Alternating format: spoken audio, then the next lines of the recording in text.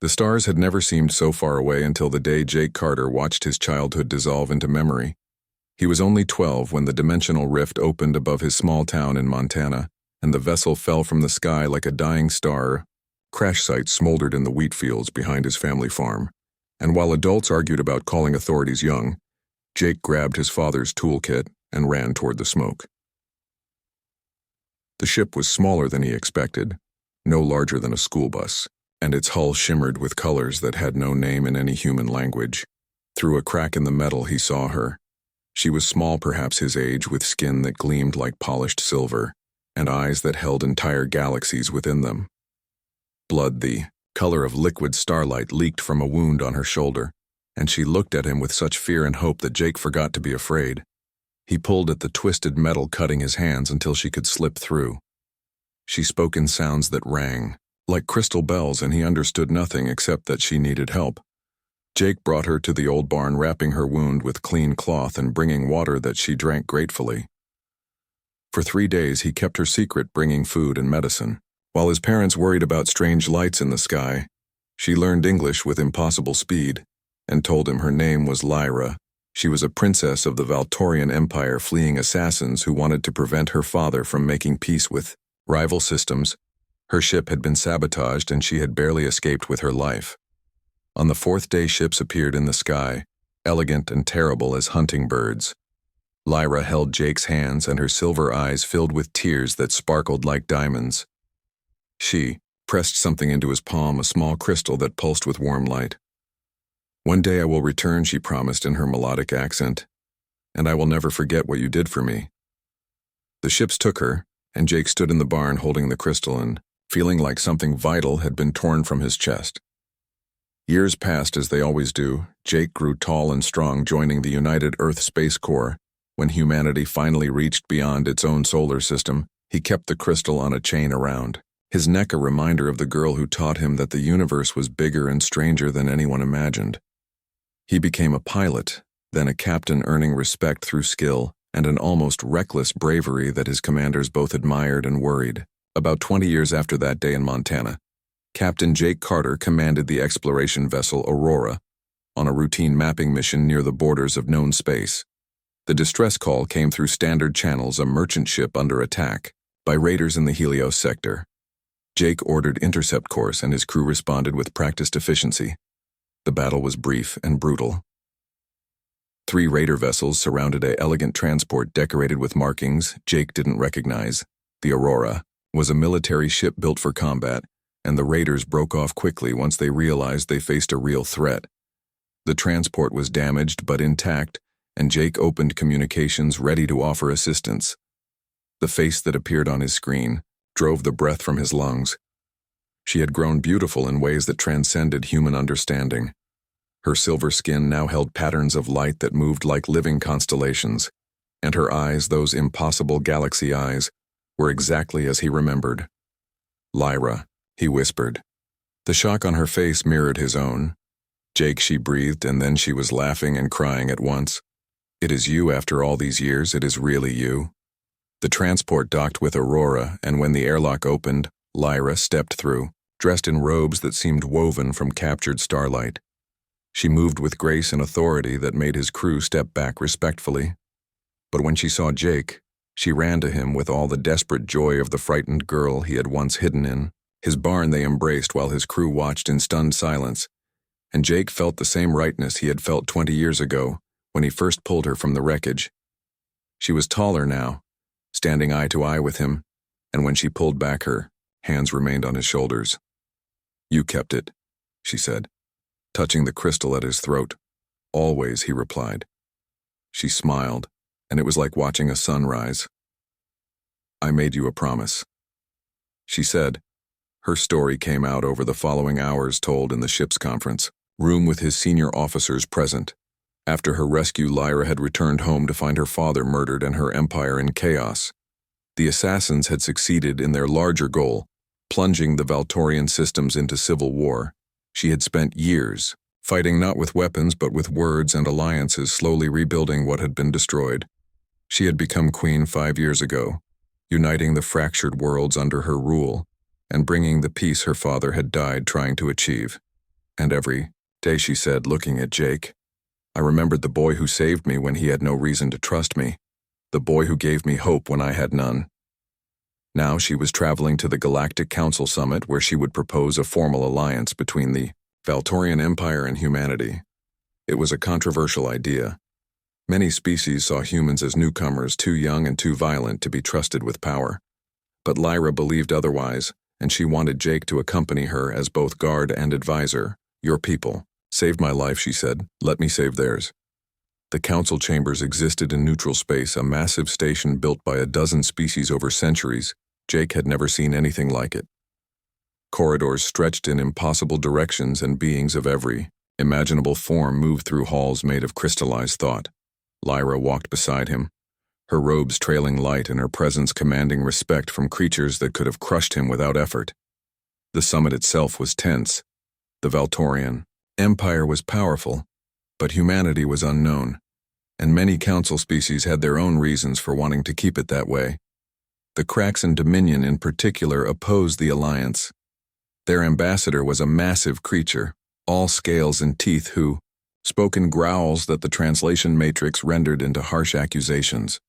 Humans are conquerors, he declared.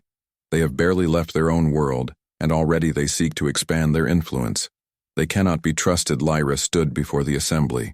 Calm and regal, I trust them, she said simply. 20 years ago, when I was hunted and alone, a human child risked everything to save me.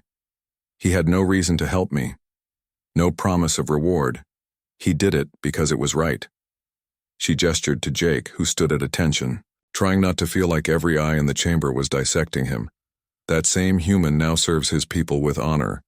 I have reviewed the records of humanity's first contacts, and I see a species capable of great compassion. Yes, they have capacity for violence, but so do we all. What matters is what they choose. The Kraxan ambassador snarled pretty words from a young queen. Words are not enough. Then let me offer more than words, Lyra replied. Her voice rang through the chamber with power that made the air itself seem to vibrate.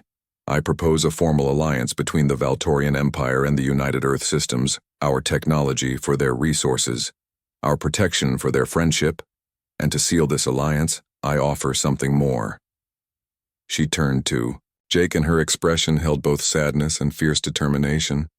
20 years ago, I made a vow to a boy who showed me kindness in my darkest hour. I vowed to never forget him and to repay what he gave me. Today, I fulfill that vow in full. She reached up and removed a circlet from her brow, a delicate thing woven from silver and light that Jake hadn't even noticed she wore. This is the crown of eternal bond, she said, holding it up for all to see. It is worn only by the ruling monarch of Valtoria, and it can be shared with only one other, a consort who rules at the monarch's side. By the ancient laws of my people, I offer this crown to Jake Carter as symbol of alliance between our worlds. The chamber erupted. Some species cheered while others shouted protests, and the Kraxan ambassador roared his fury, but Lyra ignored them all. She was looking only at Jake. This is political, she said quietly enough that only he could hear, but it is also personal. I have had 20 years to think about that boy in the barn, and I have never met anyone who made me feel so safe. I am asking you to rule beside me, not just as alliance, but as partner. If you will have me. Jake's mind reeled. He was a pilot, a soldier, not a diplomat or a prince. But when he looked at Lyra, he saw the same frightened girl he had helped so long ago. He saw someone who had kept her promise against all odds. He saw someone worth believing in. Yes, he said. The word echoed through the chamber, somehow amplified by the station's acoustics. Lyra smiled and placed the circlet on his brow, and Jake felt warmth spread through him like sunlight. The crown of eternal bond glowed, connecting them in ways he didn't fully understand, but somehow knew were right. The Kraxan ambassador was still protesting, demanding proof that this alliance would benefit. For the Council have achieved so much, and we have much to learn from you.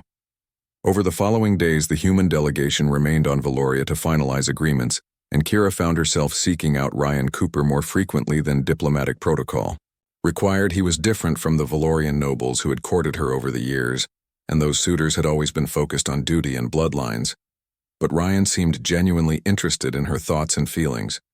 They walked together in the palace gardens where flowers bloomed in colors that did not exist on Earth, and Ryan asked questions about her life and her dreams with sincere curiosity. "On your world," Kira asked as they sat beside a fountain of liquid light, "do people marry for love or for duty?" Ryan considered the question carefully before answering, and his thoughtfulness was one of the things she had come to appreciate about him. "Both," he said honestly. "But in recent centuries, love has become more important, and we believe that two people who care for each other deeply create stronger families and happier lives." Kira felt tears prick at her eyes, and such a concept was beautiful but impossible for her. "What troubles you?" Ryan asked gently, "and you do not have to tell me, but I can see sadness in your eyes." She should not confide in him, and he was an outsider, and her problems were matters of state. But something about his presence made her feel safe. "I cannot have children," Kira said quietly. "And among my people this is not just a personal sorrow, but a crisis for the Empire. And I am the last of the royal line." Ryan listened without interruption as she explained the genetic condition and the expectations placed upon her and the crushing weight of letting down her entire civilization. "I am sorry," Ryan said when she finished, and his compassion was genuine, "and that must be incredibly painful." "Have your doctors explored all possibilities?" he asked after a moment. "And I do not mean to overstep, but human medicine has made remarkable advances in reproductive technology. Valorian physicians are the finest in known space." Kira replied with a sad smile. "And if they cannot help me, no one can." Ryan nodded, but she could see thoughts working behind his eyes, and he was a scientist, and she suspected he was already considering problems and solutions. The human delegation extended their stay at the Emperor's invitation, and Kira spent more time with Ryan, and they discussed art and philosophy and the nature of life itself. She showed him the archives of memory where Valorian history was stored in crystalline matrices, and he shared stories of Earth and its tumultuous but inspiring journey to the stars. One evening, as they watched the sunset from a balcony high in the palace, Ryan reached out and gently took her hand, and the touch sent warmth through her entire body. "I have grown to care for you deeply," Ryan said. "And I know our worlds are different and our species are different, but what I feel is real." Kira felt her hearts, both of them, as Valorians had two racing in her chest. "I care for you too," she admitted. But there can be no future for us, and my duty is to my people." "What if there was a way?" Ryan asked, and his eyes bright with possibility. "And what if human and Valorian biology were compatible in ways your doctors have not considered?" "That is impossible," Kira said, but hope flickered dangerously in her chest. "Is it?" Ryan challenged gently. "And your people and mine share surprising similarities in our genetic structure, and we both evolved from carbon-based life, and both have remarkable healing abilities, and both value family and connection. I would need to study your medical records with your permission," he continued, and consult with your physicians, and I make no promises, but I would like to try." Kira wanted to dismiss it as impossible, but something in his conviction made her hesitate. "Why would you do this?" she asked. "And you barely know me." "Because you deserve happiness," Ryan said, simply, "and because love should not be bound by biology or duty, and because I believe in possibilities." She agreed to let him work with the Valorian medical team, and over the following weeks Ryan immersed himself in research, and he studied the genetic markers of her condition and compared them with human reproductive biology. The Valorian physicians were skeptical at first, but Ryan's insights into cross-species compatibility opened new avenues of investigation. He proposed a radical theory that the reason Kira could not conceive with Valorian males was because her genetic code had mutated to require specific markers that were absent in her own species, but might be present in humans. "It sounds absurd," he admitted to the medical team, "but nature often surprises us, and genetic compatibility is not always logical." After extensive testing and simulation, the head physician, Dr. Sella, approached Kira with stunning news. "Your Highness," Dr. Sella said, and her voice trembling slightly, "and Dr. Cooper's theory appears to be correct, and your condition creates a genetic lock that Valorian DNA cannot open. But human DNA possesses the complementary sequences Are you saying Kira could barely speak, and that I could have a child with a human? It is theoretically possible, Dr. Sella confirmed, and though we have never attempted such a thing, and the child would be hybrid, and both Valorian and human, Kira's mind reeled with possibilities and hope and fear all mixing together. There are risks, Dr. Sella continued, and we do not know how a hybrid pregnancy would progress, and it could be dangerous for you, and the child might face challenges. We cannot predict, but it is possible. Kira pressed, yes. Dr. Sella said softly, and it is possible. Kira found Ryan in the gardens that evening, and he was examining a bioluminescent flower with the careful attention he gave to everything. You were right, she said as she approached, and her voice shaking. And there is a possibility. Ryan turned to her, and his expression filled with wonder and relief. I am glad, he said.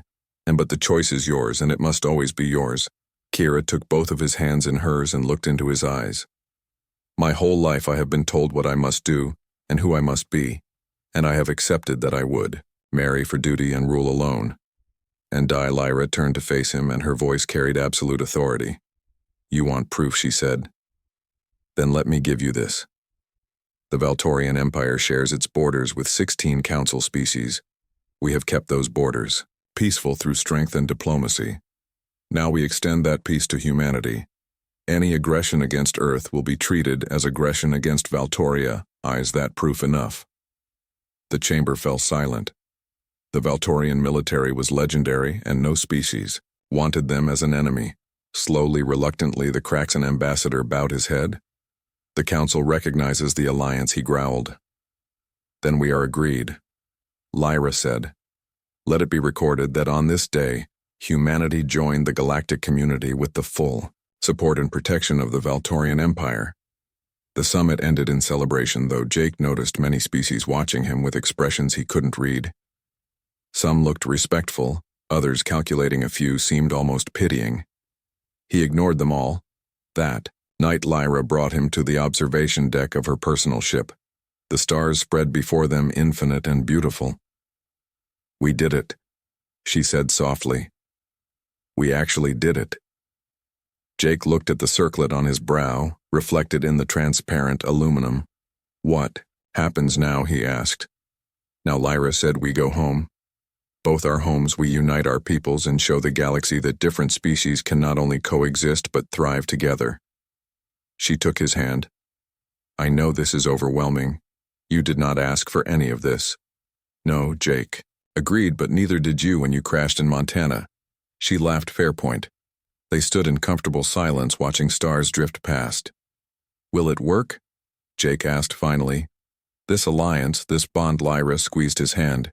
With you, I believe anything can work. Next months were chaos. Jake had to resign his commission and undergo training in Valtorian customs and politics. He learned their language with neural interface technology that gave him headaches for weeks. He studied their history and met advisors who scrutinized his every move. Some Valtorians welcomed him as a hero who saved their queen. Others saw him as an outsider who didn't deserve the honor given him. Jake endured it all with the same stubborn determination that had gotten him through military training. Lyra was beside him through everything, teaching and encouraging, and occasionally laughing at his mistakes with affection that took the sting from his failures.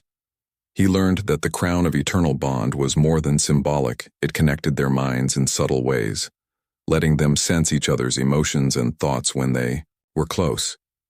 It was disconcerting at first, but Jake found himself growing grateful for the connection. Lyra had spent so long alone bearing the weight of an empire. Now she had someone who could truly understand that burden. The formal coronation was held on Valtoria Prime, the capital world of the empire. Jake walked through cities built from living crystal and saw beings of Lyra's species everywhere.